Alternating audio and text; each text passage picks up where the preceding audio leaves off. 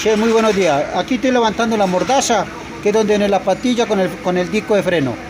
Y resulta de que la pastilla, como está toda desgastada, se está comiendo el disco. A veces comienza como a, como a chirriar. En el momento que el señor conductor le pisa el freno, entonces la pastilla comienza a rozar en el disco. Ese es el problema de la pastilla. Ok.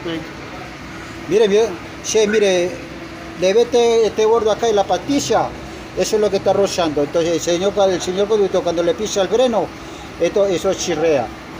Por eso es que le da sonido y el señor está todo asustado, confundido.